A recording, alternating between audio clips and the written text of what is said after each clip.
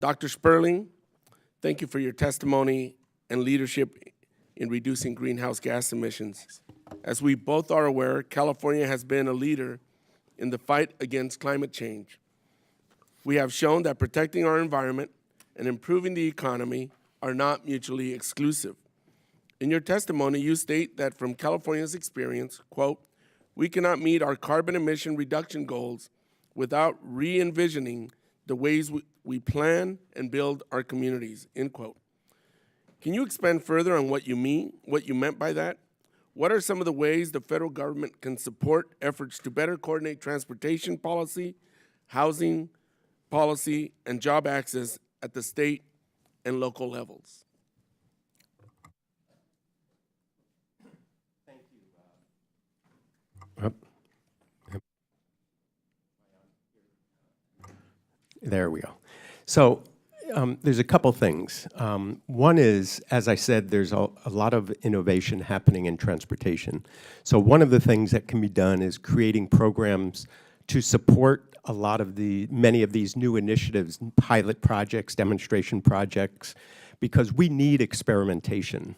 And we don't really know, as we go, all these shared economy ideas, automation, how it affects, connecting it with transit, with microtransit, with micromobility, all of these concepts are brand new. 10 years ago, we weren't doing any of this. And so how do we do them and merge them with electrification as well? So that one program, that's one idea. The other big idea would be we need a better way of linking transportation funding to reward communities, cities, MPOs, for basically doing the right thing in terms of investing in these more efficient and low-carbon strategies. And I would note that almost everything we do for greenhouse gas reduction and climate are the same things we would do for an efficient transportation system. And so restructuring some of that funding so that we break down the silos, we help transit, link up with these in a public-private partnerships, and just rewarding them for making the investments that are necessary to get a lower carbon cities. Thank you, Dr. Sperling.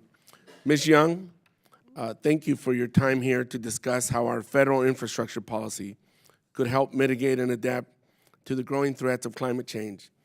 As many of us are aware, the climate crisis is probably one of the biggest challenges of our lifetime.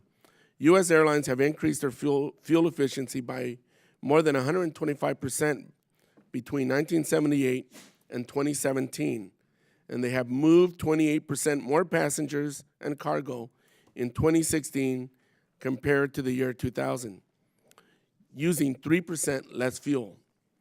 In your testimony, you discussed the economic incentives that airlines have to reduce their carbon emissions and fuel consumption. Can you expand further on the benefits to our environment and economy? Oh, thank you very much for the question. We're very proud that our economic interests align hand in hand, really, with our environmental interests. Essentially, as you know, jet fuel is the #1 or #2 cost for airlines in any given year. And our airlines compete with each other head to head. So the better you do with shepherding your fuel to good use, and hence saving greenhouse gas emissions, the more competitive you are. So that's why, as I testified in my written testimony, our airlines have long been deploying an array of measures without government mandates.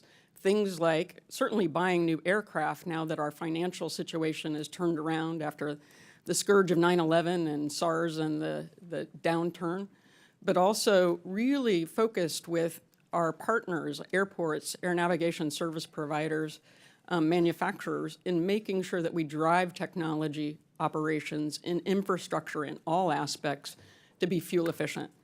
I think another example that goes beyond fuel efficiency, because there's only so far you can go with that, is sustainable alternative jet fuel.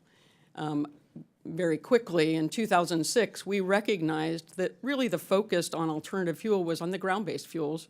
So we basically helped create with the airports, the manufacturers, FAA, and others, basically a market and a way to develop and deploy these fuels, and you're seeing that bear fruit today.